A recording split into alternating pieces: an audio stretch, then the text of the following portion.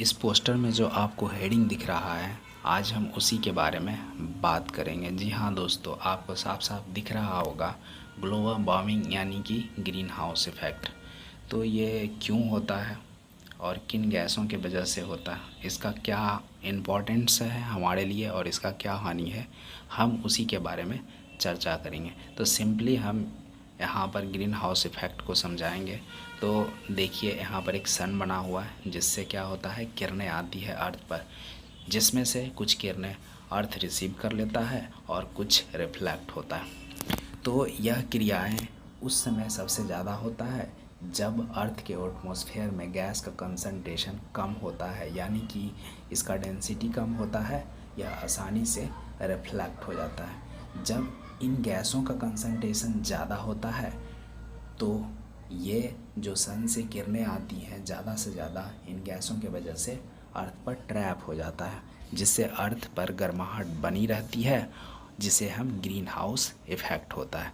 और ये गैस कौन सी होती है जो इस घटना के लिए ज़िम्मेदार है, जैसे कि carbon dioxide, methane, nitrogen oxide, hydrofluorocarbon, chlorofluorocarbon, perfluorocarbon, sulphur hexa dioxide. जी हाँ दोस्तों, इन्हीं गैस के वजह से अर्थ पर ग्रीन हाउस इफ़ेक्ट देखने को मिलता है।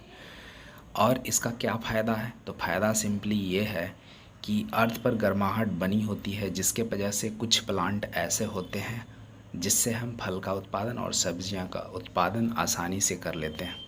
और इसका कुछ नुकसान भी होता है, जैसे कि ग्लोबल वार्मिंग जैसे जैसे इंक्रीज़ करेगा मीथेन, तो carbon dioxide, nitrogen dioxide, hydrofluorocarbon, chlorofluorocarbon, perfluorocarbon, sulphur hexa fluoride.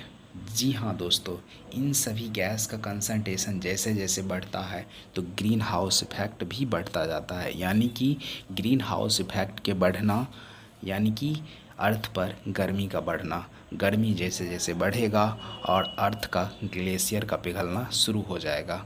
इनके वजह से समुद्र नदी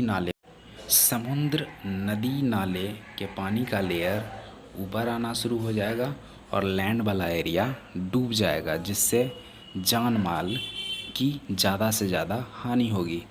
जी हाँ दोस्तों, तो इससे बचने के लिए सिंपली हमें क्या करना पड़ेगा, ज़्यादा से ज़्यादा पेड़ लगाना पड़ेगा, जिसके वजह से हम अर्थ के गर्मी को कंट्रोल कर सके। और जैसे ही अर्थ का गर्मी कंट्रोल होगा, हम ग्रीन हाउस इफ़ेक्ट को कंट्रोल